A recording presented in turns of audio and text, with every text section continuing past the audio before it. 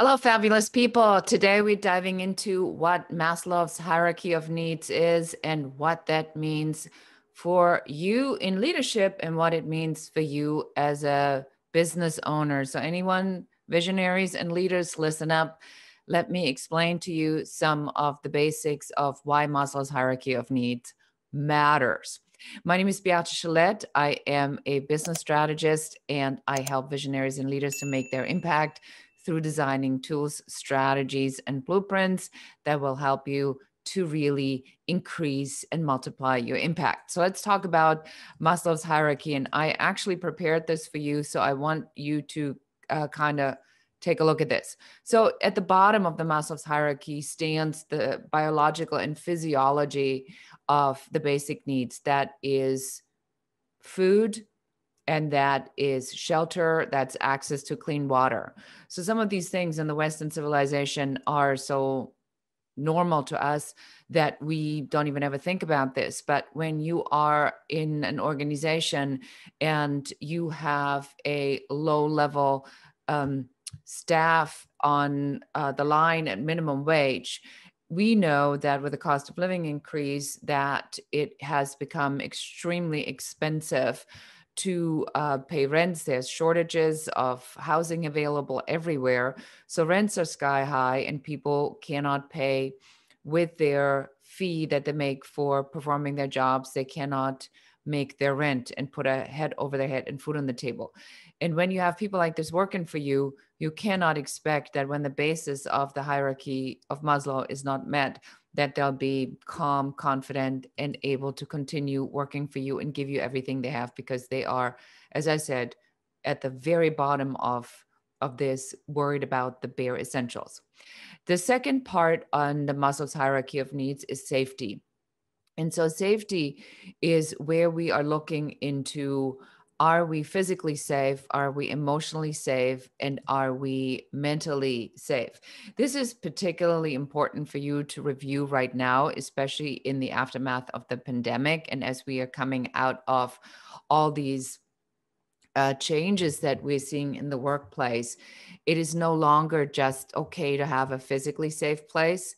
And physically safe places, especially in the United States with the mass shootings that are taking place in the workplaces, you are really going to have to communicate this to your team members and make sure that they understand that you know that you have an emphasis on safe spaces so that they're physically safe, that where they work, they're taken care of, that they're emotionally safe, and that they're mentally safe, because we are seeing a significant shift in the aftermath of COVID, of mental health breakdowns because of the prolonged pressure that people have been under, and the consistent change they've been in with just how we communicate, interact, and how we relate to other people.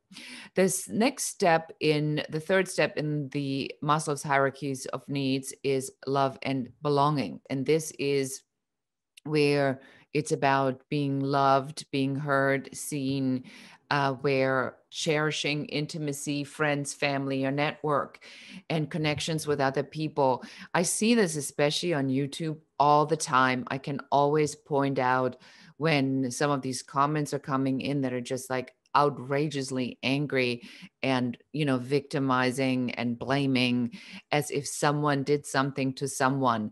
When somebody makes a comment like that, or when somebody shows up like that in your office, then a lot of times they do not have that sense of love and belonging. Because they don't have that, they have to leash out and find something or someone that is wrong, that has caused it, because very few people have the awareness to actually recognize on why they are where they are. It's always easier to point the finger at someone else and say it's their fault that they did that to me, and I have nothing to do with that. But again, we're looking at this from the perspective of a leader and a visionary, and we say, well, love and belonging really is something that, of course, you cannot give to your employees love per se, but it is critical if you want people to have that sense of belonging. Again, as we're bringing people back in a hybrid model, this is kind of critical for you to get that a sense of belonging is something that people are aiming for, that they're looking for, and that they are that they want to have. So next on the hierarchy are esteem, what you need to feel good about. And this is where people are being ambitious, where they people are taking their confidence from doing well, from getting the recognition of stuff that they've done really well. So where this is important for you in your organization, again, is to point out that you want to be more rewarding with what people are doing right than what they're doing wrong. Encourage good behavior versus punishing bad behavior, because when you encourage good behavior, it just sets a whole different energy into motion. And people, when you say something good about them, and in my work, when we go into organizations and we help create these sense of belongings with teams, and we do a team exercise where we share all the good things about each other, you can just see how the faces light up when they hear what positive things they have to say, and how it just changes the dynamic in a team instantly. If that's something that you would like to know more about, just reach out to me and I'd be happy to have a conversation with you about that. Finally, in the last and final piece of Maslow's hierarchy of needs is the self-actualization. And this is where you live up to your potential.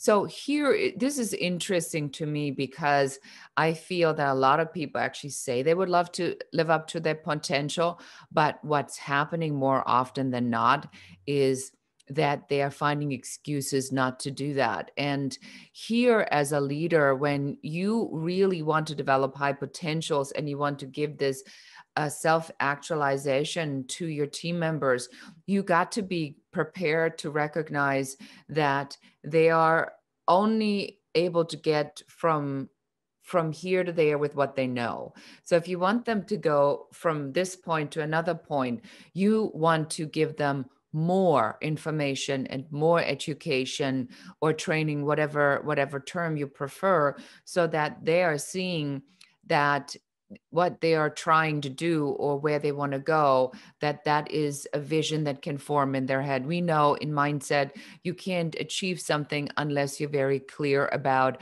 how to get there. So these are the 5 steps of the Maslow's hierarchy of needs.